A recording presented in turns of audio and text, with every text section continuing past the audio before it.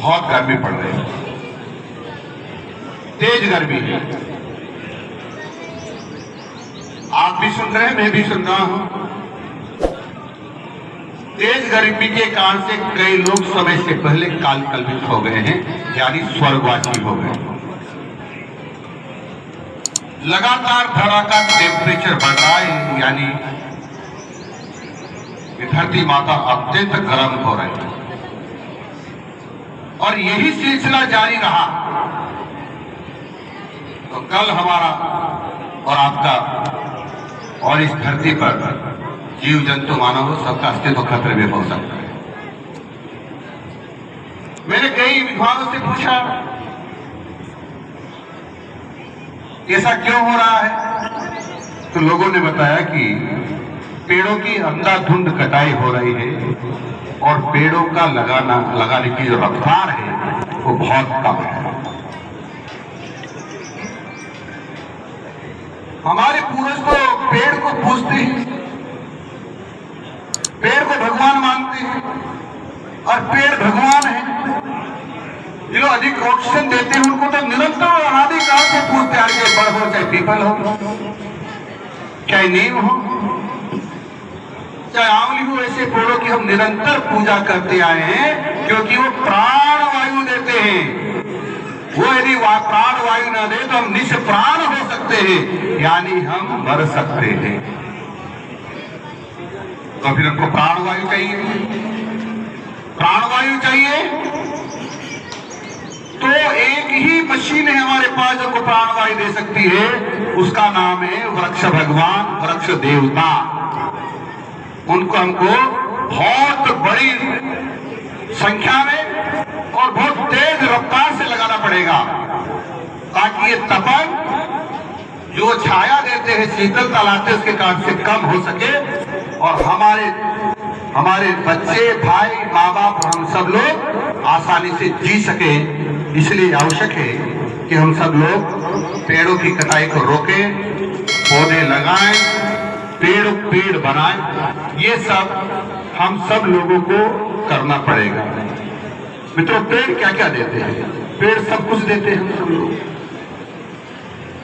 पेड़ों को देख लीजिए, ये ऑक्सीजन देते हैं, छाया देते हैं, आयुर्वेदिक औषधियां देते हैं और वो औषधियां जो हमारे बीमारी में काम आती हैं। और ये पेड़ इस भारत माता के श्रृंगार है। इस धरा पर जब पेड़ लहलाते, हरियाली होती है तो माँ अत्यंत प्रसन्न रहती है और हमारे मन को भी अच्छा लगता है। कभी आप देखते हैं हरियाली तो बोला बहुत अच्छा लगता है, मन को अच्छा लगता है। अरे भारत माँ के श्रृंगार को हमें कभी मिटाना नहीं है, क्योंकि ये भारत माता हमको सब कुछ देती है और सब कुछ भी तब देती है जब हम इस पर पृथ्वी पर मलमूत्र भी करते थे, तब भी हमको कुछ नहीं करती, डांटती नहीं, डराती नहीं।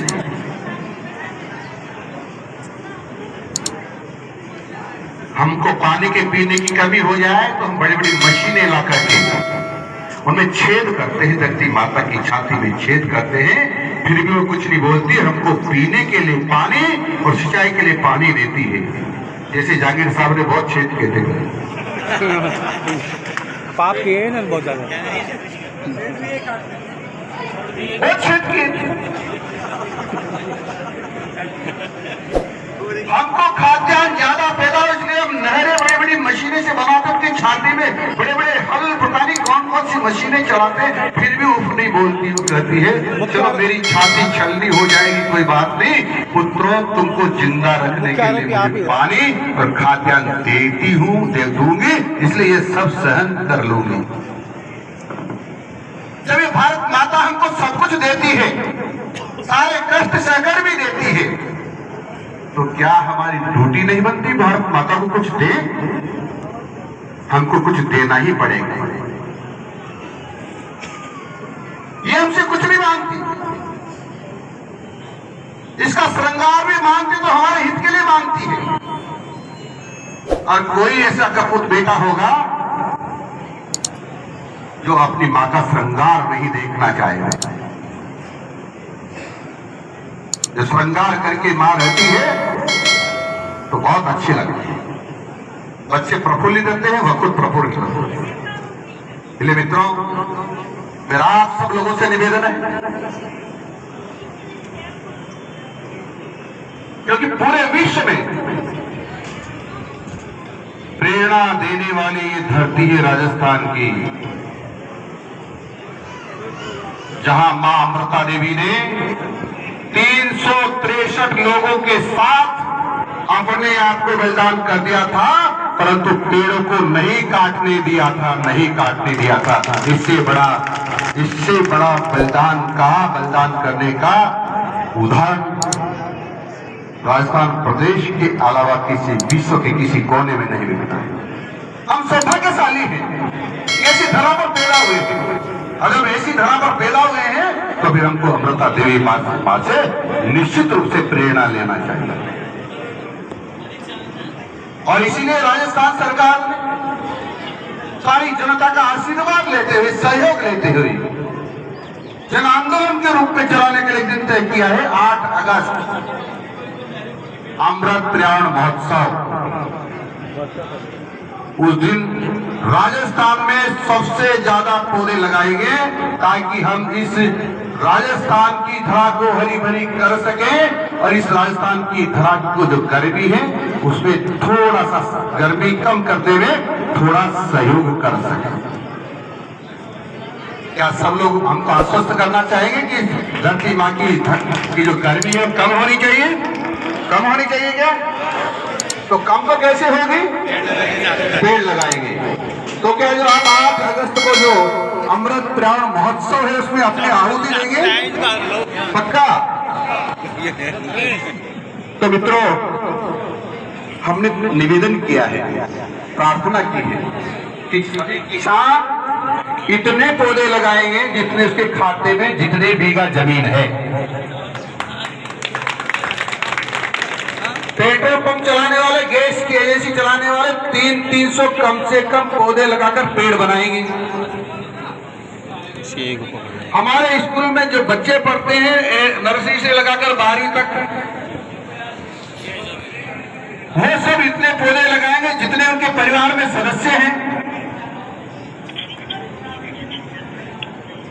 हमारे कर्मचारी भी उतने पौधे लगाएंगे जितने हमने उसके टारगेट फिक्स कर रहे हैं कि सबसे छोटे कर्मचारी कितना लगाए, उससे बड़ा उससे ज्यादा लगाएगा, उससे बड़ा उससे ज्यादा लगाएगा। यानी मंत्री तक भी ये तय होगा कितना पौधा लगाना है। हमने आर्थिक दृष्टि से विभिन्न लोग, गरीब लोगों से भी निवेदन किया है कि भारत सरकार ने, नरेंद्र जी मोदी ने आप सब लोगों को मकान बनाने के लिए प्रधानमंत्री आवास योजना में सहायता की है, यानी मकान बनाने में सहयोग किया है। तो आपको भी 5-5 पौधे लगाकर पेड़ बनाने हैं। शौचालय 7 पे दिया है तो 7 पेड़ लगाने हैं। यदि घरेलू गैस का सिलेंडर 450 रुपये जो प्राप्त कर रहे हैं वो भी 5 पेड़ लगाएंगे, और जिनको निःशुल्क गैस का कनेक्शन मिला है वो भी 5 पौधे लगाएंगे, और कनेक्शन लेने वालों को सस्ता सिलेंडर मिल रहा है 450 रुपये तो 10 पौधे लगाएंगे।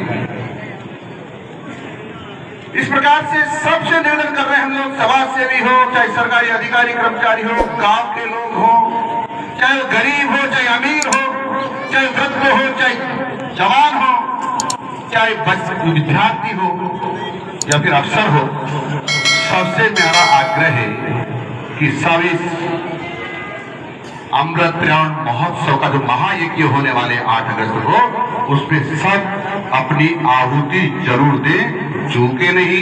ये सबसे बड़ी सेवा भारत माता की होगी।